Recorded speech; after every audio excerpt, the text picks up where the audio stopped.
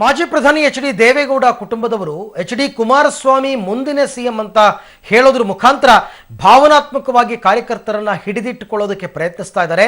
ಮುಂದಿನ ಬಾರಿ H D. Kumaraswamy CM ಆಗಲಿದ್ದಾರೆ ಅನ್ನೋದು ಜ್ಯೋತಿಷಿಗಳ ಮಾತು ನಿಜ ಆಗೋದಿದ್ರೆ ಇಷ್ಟೊತ್ತಿಗೆ ಅವರು ಪ್ರಧಾನಿ ಆಗಬೇಕಿತ್ತು ಅಂತ ಮಾಗಡಿ ಶಾಸಕ ಎಚ್.ಸಿ. ಬಾಲಕೃಷ್ಣ ತಿಳಿಸಿದ್ದಾರೆ.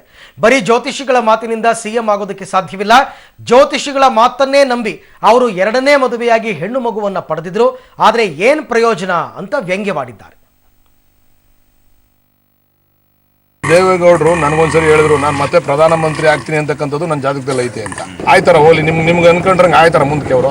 ಈ ಕುಮಾರಸ್ವಾಮಿ ಅವ್ರದ್ದು ಮುಖ್ಯಮಂತ್ರಿ ಕೋಟ ಮುಗಿದೋಗದಲ್ಲ, ಅವ್ರು ಆಯ್ತಾರ ಜಾತಕದಲ್ಲಿ ಇತ್ತು ಮುಖ್ಯಮಂತ್ರಿ ಆಗ್ಬಿಟ್ಟವ್ರೆ. ಇನ್ ಇವ್ರ ಕೋಟ ಇನ್ ಬೇರೆಯವ್ರ ಕೋಟಗಳೀಗ ಅದು ಜಾತಕದಲ್ಲಿ ಐತೆ ಅಂತ ಮಲ್ ಕೂತ್ಕೊಂಡ್ರೆ ಮುಖ್ಯಮಂತ್ರಿ ಆದಾರೆ. ನನಗೇನು ಹೇಳಿದ್ರು ಗೊತ್ತಾ, ಇನ್ನೊಬ್ಬರನ್ನ ಮದುವೆ ಆಗಿ ಅವ್ರ ಕಡೆಯಿಂದ ಹೆಣ್ಮಗಳು ಹುಟ್ಟಿದ್ರೆ ಈ ದೇಶದ ಪ್ರಧಾನಿ ಆಯ್ತಾರೆ ಅಂತ ಹೇಳಿ ಇನ್ನೊಂದು ಮದುವೆ ಆದ್ರು ಅಂತಾನು ಹೇಳಿದ್ರಪ್ಪ. ಕೋಡಿಮಠ ಸ್ವಾಮಿಗಳು ಅವಾಗ ಅವ್ರ ಮುಖ್ಯಮಂತ್ರಿ ಆಗಿದಾಗ ಇವ್ರು ಪ್ರಧಾನಮಂತ್ರಿ ಆಯ್ತಾರೆ ಅಂತಾನು ಕೂಡ ಹೇಳಿದ್ರು. ಜಾತಕ ಇದ್ರ ಮೇಲೆ ನನಗೆ ನಂಬಿಕೆ ಇಲ್ಲ, ವಿಶ್ವಾಸ ಇಲ್ಲ. ಅವರವ್ರ ಹಣೆ ಬರಗಳು ಸುಮ್ಮನೆ ಈ ಭಾವನಾತ್ಮಕವಾದಂತ ಮಾತುಗಳನ್ನ ಆಡಿ ನೀವ್ ಯಾರು ಹೋಗ್ಬೇಡಿ ನಾನು ಮುಖ್ಯಮಂತ್ರಿ ಆಯ್ತೀನಿ ಅಂದ್ರೆ ನಾನು ಹೇಳ್ತೀನಿ, ನೀವು ಯಾರು ಹೋಗ್ಬೇಡಿ ಕಣ್ರಪ್ಪ, ನಾನು ಬಿಟ್ಟು ನಾನು ಮಂತ್ರಿ ಆಯ್ತೀನಿ ಮುಂದೆ ಸರಿಗೆ ಅಂತ ಹೇಳ್ತೀನಿ.